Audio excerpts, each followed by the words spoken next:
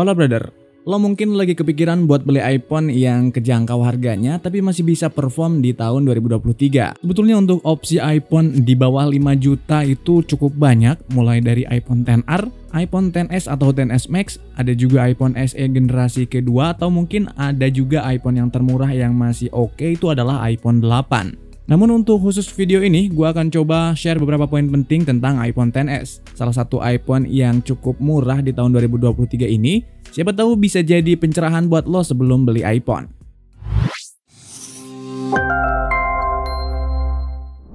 Kalau lo suka info update iOS dan Apple device, jangan lupa subscribe ya guys ya, karena subscribe itu gratis tis.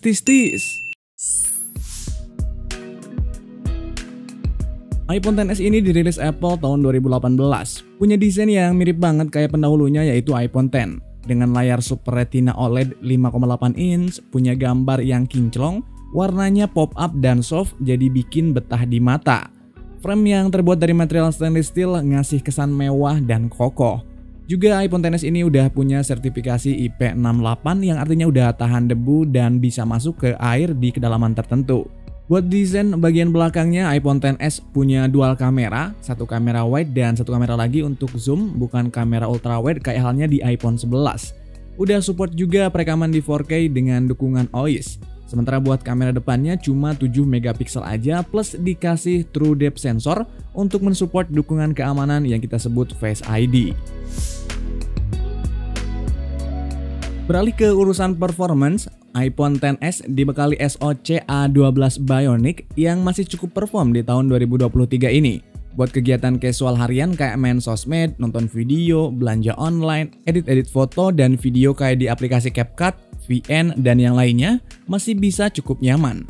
Cuma buat main game memang nggak semua game berat bisa nyaman di iPhone XS ini. Buat main Mobile Legends, Velfire, PUBG masih cukup bisa perform. Tapi buat game berat kayak Genshin udah agak menurun performanya. Untuk kualitas kamera iPhone XS ini tentu identik kayak iPhone seri X lainnya kayak XR atau XS Max. Masih cukup bagus di kondisi cahaya yang cukup, tapi memang untuk kondisi low light agak sedikit struggle, terlebih belum adanya fitur night mode juga. Tapi overall baik buat foto atau video masih cukup asik dan proper lah kalau buat casual user.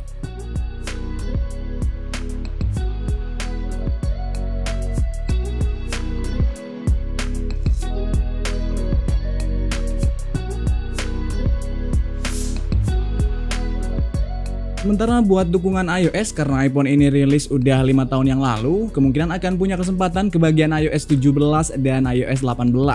Jadi seenggaknya bakal dapet 2 kali lagi update iOS. Namun sebelum lo beli iPhone XS ada beberapa catatan yang mesti lo perhatiin dulu. Yang pertama adalah kapasitas baterai yang agak kecil, yang cuma sekitar 2600-an mAh. Plus layar OLED dengan resolusi tinggi yang bikin daya baterai lebih cepat habis. Kalau kita bandingin sama iPhone XR misalnya, untuk ketahanan daya baterai ini tentu iPhone XR jauh lebih baik.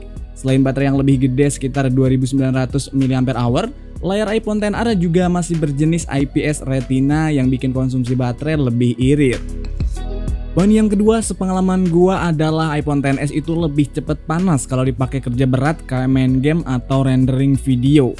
Again, sekali lagi ini dipengaruhi kualitas layar OLED yang beresolusi tinggi bikin GPU bekerja lebih keras lagi untuk rendering grafis pada iPhone XS ini. Dengan kinerja GPU yang lebih berat, ini butuh daya baterai yang lebih besar, jadi impactnya baterai lebih boros kayak poin pertama yang udah gue jelasin tadi. Nah, kalau lo punya budget 4-5 jutaan dan kepikiran buat beli iPhone XS di tahun 2023 ini, gue rasa sebaiknya lo beli iPhone XS Max aja sekalian. Karena baterai yang lebih gede, atau mungkin bisa ambil iPhone XR aja. Tapi kalau lo udah yakin buat mutusin beli iPhone XS, yang penting lo udah paham dengan kekurangannya yang tadi udah gue jelasin, biar lo nggak nyesel di kemudian hari. Paling memang concernnya di aspek baterai aja, jadi lo bakal lebih sering untuk melakukan charge pada iPhone lo. Untuk aspek lainnya kayak desain, performance, dan dukungan iOS, iPhone XS masih fine-fine aja. Tapi kalau lo sabar buat nabung dikit lagi, gua rasa iPhone 11 bisa jadi pilihan yang paling oke di harganya tahun 2023 ini. Cuma kalau memang budget lo mepet, ya iPhone seri X juga not bad lah. Nah, jadi gimana menurut lo? Dengan budget 4-5 jutaan, pilih iPhone XS atau lo punya opsi lain untuk memilih iPhone? Komen aja di kolom komentar dan kasih tahu alasannya. Oh ya, gua lupa, ada satu hal lagi yang menurut gua nggak kalah penting. Kalau lo misalkan baru punya budget 2-3 jutaan, jangan maksain buat beli iPhone XS yang minus-minus kayak bypassan, Face ID mati, layar letak, lupa akun iCloud, dan lain-lainnya. Karena bakal ngerugiin lo nantinya. Jadi gua sama sekali nggak merekomendasiin ya. Kecuali kalau lo bisa benerin sendiri minusnya dan dirasa oke, ya silahkan aja, itu pilihan lo juga. Oke, itu aja sharing gua kali ini. Kalau ada hal yang ingin tanyain, jangan lupa langsung aja komen di kolom komentar. Nanti gua coba jawab satu persatu, insya Allah. Dan silahkan follow juga platform eBrother yang lain buat tahu info lebih banyak lagi. Like, komen, dan share. Juga bagiin ke teman-teman lo, komunitas lo, keluarga lo, dan siapapun yang lo kenal video ini sebanyak-banyaknya. Karena kadang kecil untuk kita, namun berarti besar buat yang lain. Thank you for watching. I'll see you. Bye-bye.